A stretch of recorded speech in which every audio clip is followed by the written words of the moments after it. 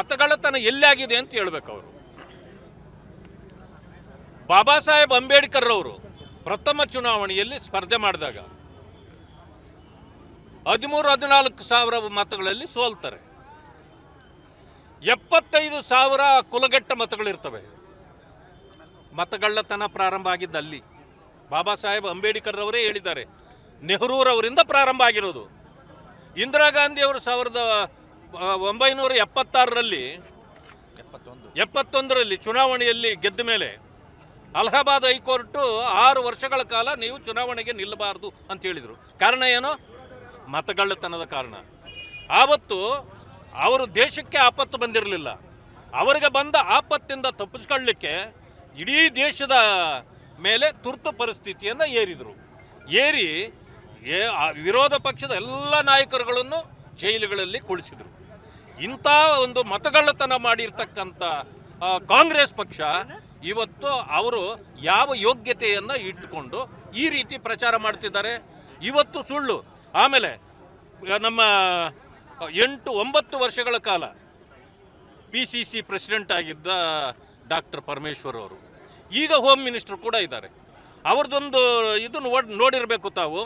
ಈಗಾಗಲೇ video viral ಆಗ್ತಾ ಇದೆ. ಅವರೇ ಹೇಳಿದ್ದಾರೆ ಸತ್ಯ ಏನು ಅಂತ. ಹಿಂದೆ ಆಗ್ತಿದ್ದು ಎಲ್ಲ ಚುನಾವಣೆಗಳು ಬೂತ್ಗೆ ಯಾರೋ ಇಬ್ಬರು ಒಳಗಡೆ ಹೋಗೋರು ಎಲ್ಲರ ಓಟ್ಗಳು ಅವರೇ ಒತ್ತಾಕ್ಬಿಡ್ತಿದ್ರು.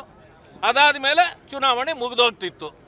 ಈ ರೀತಿ ನಡೀತಿದ್ವು. ಈಗ ಹಂಗೆ ನಡೆಯಲ್ಲ ಅಂತ ಅವರೇ ಹೇಳಿದ್ದಾರೆ.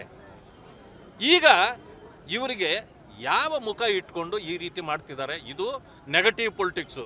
ಏನಂದರೆ ಕಾಂಗ್ರೆಸ್ ಇನ್ನೂ ಬದುಕಿದ್ದೀವಿ ಈ ದೇಶದಲ್ಲಿ ಅಂತ ತೋರಿಸೋ ಒಂದು ವ್ಯವಸ್ಥೆಯೇ ಹೊರತು ಬೇರೇನೂ ಅಲ್ಲ. ಇವ್ರು ಒಂದು ಸಮಯ ಮತಗಳ್ಳತನ ಆಗಿದ್ದಿದ್ರೆ 136 ಸೀಟು ನೀವು ಬರ್ತಿದ್ರಾ? ನೀವು ಬರೋಕ್ಕಾಗಿತ್ತು ಹೋಗ್ಲಿ, ಸರ್ಕಾರ ಮಾಡೋಕ್ಕಾಗೋದಾ?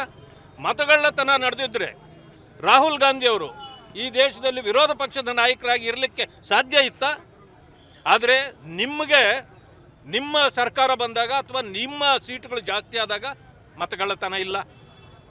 ನೀವು ಎಲ್ಲಿ ನಿಮಗೆ ಮುಖ ನೋಡಲಾರ್ದಂಥ ಪರಿಸ್ಥಿತಿ ಇದೆಯೋ ಅಲ್ಲಿ ಜನ ನಿಮ್ಮನ್ನು ಚೀಮಾರಿ ಹಾಕಿ ಓಟ್ ಹಾಕಲಿಲ್ಲ ಅಂದರೆ ಮತಗಳ್ಳತನ ಆಗಿದೆಯಾ? ಈ ಡಬಲ್ ಸ್ಟ್ಯಾಂಡರ್ಡನ್ನು ಈ ಕಾಂಗ್ರೆಸ್ ಬಿಡಬೇಕು. ಇದೆಲ್ಲ ನಾಟಕ ಅಷ್ಟೇ. ಇಲ್ಲಿ ಈ ಒಂದು ಕೃಪಾಪೋಷಿತ ನಾಟಕ ಮಂಡಳಿ ಇದೆ. ಆ ನಾಟಕ ಮಂಡಳಿಯ ಮಾತು ಕೇಳ್ಕೊಂಡು ಬರ್ತಿದ್ದಾರೆ. ಪಾಪ ಅವ್ರಿಗೇನು ಗೊತ್ತಿಲ್ಲ. ಇನ್ನೂ ಪುಟ್ಟ ಹುಡುಗನ ಮಾದರಿ ಅವರು. ಅವರಿಗೆ ಇನ್ನೂ ಇಲ್ಲಿ ಮೆಚ್ಯೂರಿಟಿ ಬಂದಿಲ್ಲ. ರಾಹುಲ್ ಗಾಂಧಿ ಪಾಪ ಕೆಲವರಿಗೆಲ್ಲ ಏನಂತಂದರೆ ಗಾಂಧಿ ಫ್ಯಾಮಿಲಿ ಇಲ್ಲದೆ ಇದ್ದರೆ ಕೆಲವರಿಗೆಲ್ಲನೂ ಭವಿಷ್ಯ ಇರೋದಿಲ್ಲ. ಅದಕ್ಕೆ ಯಾವುದೋ ಒಂದಿದ್ದರೆ ಸಾಕು, ಅದನ್ನು ಮುಂದೆ ನಿಲ್ಲಿಸಿ ಇವರು ಬೇಳೆ ಬೇಯಿಸ್ಕೊಳ್ಳೋಂಥ ಕೆಲಸ ಇದೆ. ಅದಕ್ಕೆ ರಾಹುಲ್ ಗಾಂಧಿನ ಮುಂದಿಟ್ಕೊಂಡು ಹೋಗಿದ್ದಾರೆ. ರಾಹುಲ್ ಗಾಂಧಿ ಒಬ್ಬ ಅಪ್ರಬುದ್ಧ ನಾಯಕ. ಅದರಿಂದಾಗಿ ಇದೇನೂ ಆಗೋದಿಲ್ಲ. ಕೋರ್ಟ್ಗಳು ಕೂಡ ಮೊನ್ನೆ ಚೀಮಾರಿ ಯಾವ ರೀತಿ ಹಾಕಿದ್ದಾರೆ ಅನ್ನೋದೂ ಕೂಡ ಜನರಿಗೆ ಇದು ಅರ್ಥ ಆಗಿದೆ.